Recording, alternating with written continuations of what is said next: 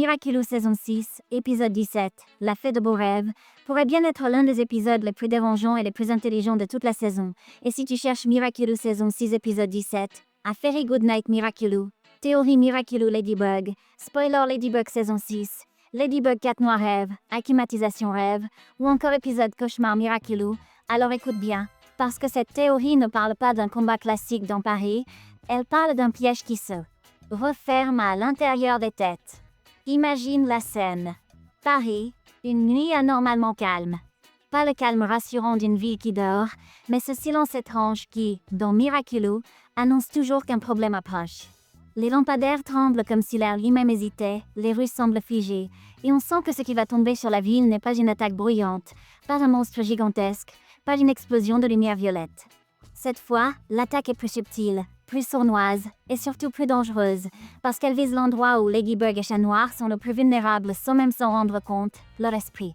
Le titre A Fairy Good Night paraît doux, presque comme une promesse de conte de fées, comme un souhait qu'on dirait à quelqu'un avant qu'il s'endorme. Mais dans Miraculous, les titres gentils sont souvent des pièges. Une jolie phrase peut cacher une idée sombre. Et Bonne Nuit n'ouvre pas seulement la porte du repos, elle ouvre aussi la porte au rêve, au subconscient et au cauchemar. C'est exactement pour ça que cet épisode peut être différent. Ce ne serait pas un épisode où les héros courent sur les toits pour arrêter une acclimatisation classique. Ce serait un épisode où ils tombent dans une autre arène, une arène où tu ne gagnes pas en étant le plus fort, mais en étant le plus lucide. La base de la théorie est simple et terrifiante à la fois. Le grand méchant, peu importe son identité exacte à ce moment-là, ne piège pas sa victime avec la colère, mais avec la promesse de soulagement. Paris traverse une période bizarre. Les élèves s'endorment en cours, les adultes sont distraits au travail, les gens trébuchent, font des erreurs, oublient des choses simples, et tout le monde répète la même phrase « Je n'arrive plus à dormir ». Dans Miraculous, c'est souvent comme ça que ça commence. Une émotion collective, un malaise qui se répand, une fatigue qui rend tout le monde plus fragile. Et c'est là que le piège se referme, parce qu'une personne, probablement quelqu'un de gentil, quelqu'un qui veut t'aider, quelqu'un qui s'occupe des enfants ou qui travaille dans un endroit lié au repos, à l'école ou à la santé, se retrouve frustré de voir les autres souffrir. Son intention est pure. Je veux juste que les gens fassent de beaux rêves. Et c'est exactement le genre de phrase qui, dans Miraculous, devient l'ouverture parfaite pour une acclimatisation, parce qu'une intention douce peut être tordue jusqu'à devenir une arme. À partir de là naît une Akima qui pourrait ressembler à une fée de rêve, une Dream Fairy, une rêve fée, un personnage au look féerique, lumineux, presque rassurant, mais avec une puissance effrayante. Son pouvoir ne serait pas de casser des bâtiments, mais de faire s'endormir les gens et de les attirer dans un domaine du rêve. Et une fois que tu es dedans, tes peurs et tes désirs deviennent des outils contre toi. Le plus inquiétant, c'est que Paris se transforme en deux niveaux. Dans le monde réel, on voit la ville s'éteindre. Des gens s'écroulent dans le métro, sur les trottoirs, dans les cafés. Les sirènes d'ambulance passent, mais même les médecins semblent lents, comme si tout le monde était englouti par une fatigue invisible. C'est une panique silencieuse, presque irréelle. Et en même temps, dans le monde du rêve, tout est beau au premier regard, comme un conte de fées, mais avec une logique cassée, des sourires trop parfaits, des couleurs trop propres, un décor qui donne l'impression que quelque chose cloche, même quand il n'arrive pas à dire quoi. Et c'est là que l'épisode devient dangereux pour Ladybug et Chat Noir, parce que dans un rêve, tu ne combats pas comme d'habitude. Tu ne peux pas simplement courir, frapper, esquiver, capturer l'Akima. Tu ne peux même pas être sûr de ce que tu vois. Si un monstre apparaît, est-ce un vrai ennemi ou la forme d'une peur? Si une porte se ferme, est-ce un obstacle réel ou un symbole? Ce genre d'épisode serait un test mental, et Miraculous adore tester les personnages quand ils pensent être prêts.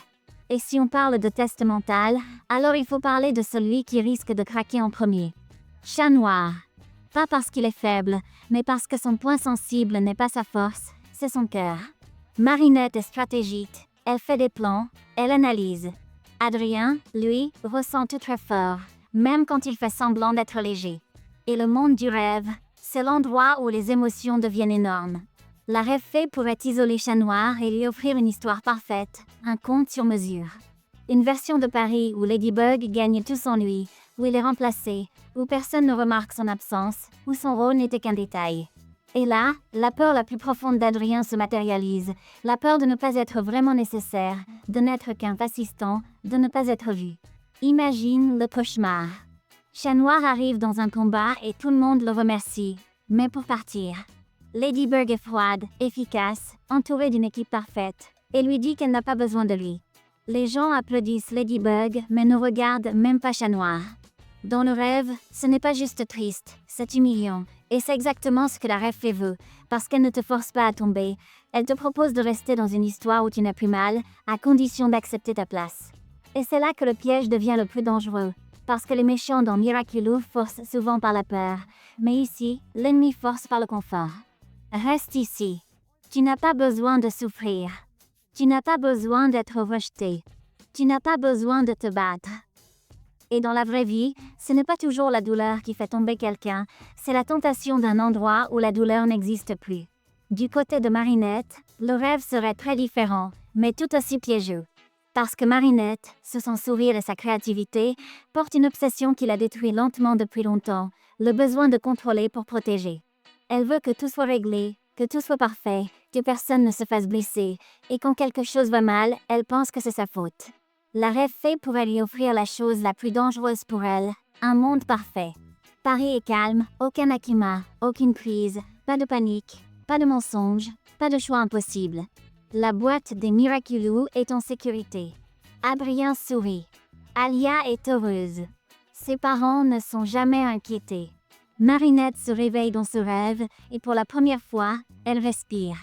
Elle se dit, c'est ça que je voulais. Et c'est là que l'épisode pourrait devenir vraiment brillant, parce que ce monde parfait commencerait à craquer sur des détails. Adrien sourit, mais ses yeux sont vides, comme s'il n'avait pas le droit d'être triste ou inquiet. Alia parle, mais répète les mêmes phrases, comme un personnage programmé. Les gens sont heureux, mais leur bonheur ressemble à une cage. Marinette réalise alors le thème réel du rêve. Si tu contrôles tout, tu obtiens la paix, mais tu supprimes la liberté. Et cette découverte est un choc. Parce que Marinette doit se regarder en face. Elle doit admettre que son désir de protéger peut devenir un désir de contrôler. Et la rêve fée pousse exactement là où ça fait mal. Ne te réveille pas. Ici, personne ne souffre. Ici, tu n'as pas besoin d'être Ladybug. Ici, tu peux enfin te reposer. Marinette se retrouve alors devant un choix terrible, accepter une paix fausse mais douce, ou revenir dans un monde réel dur, incertain, où chaque décision peut faire mal. Et c'est là que l'épisode testerait non pas la force de Ladybug, mais sa maturité. Parce que l'héroïsme, ce n'est pas seulement gagner un combat, c'est accepter l'incertitude et continuer quand même. Et au milieu de tout ça, le piège principal se révèle, ce n'est pas seulement d'endormir Paris, c'est de casser le lien ladinois. Dans nos rêves, Ladybug et Chat Noir essaient de se retrouver, mais à chaque fois, le monde déforme l'autre. Chat Noir voit une Ladybug glaciale, qui ne ressent rien, qui calcule tout, qui ne l'apprécie pas. Ladybug voit un Chat Noir irresponsable, qui plaisante pendant que tout brûle, qui devient un poids. Ce sont des caricatures, des versions tordues, et le but est clair, semer le doute. Faire croire à chacun qu'il est seul. Faire croire que l'autre ne comprend pas. Faire croire que l'autre n'a pas besoin de lui. Et si l'épisode veut frapper fort, il pourrait y avoir une scène centrale, une seule, un instant où le rêve se fissure, comme si la vérité faisait craquer le décor. Ladybug et Chat Noir se croisent vraiment, pas une illusion, pas une copie, pas une peur, mais eux. Et là, ils voient ce qu'ils ne voient pas assez souvent quand ils sont réveillés, la fatigue de Marinette, la blessure d'Adrien. Ladybug comprend que Chat Noir ne se sent pas reconnu. Chat Noir comprend que Ladybug est épuisé de porter tout seul. Et cette prise de conscience devient un antidote, parce que le pouvoir de la rêve fée, ce n'est pas juste le sommeil, c'est le mensonge intérieur. Tu es seul. Alors, pour se libérer, ils doivent inverser le mécanisme. Marinette doit lâcher le contrôle, accepter qu'elle ne peut pas tout gérer seule.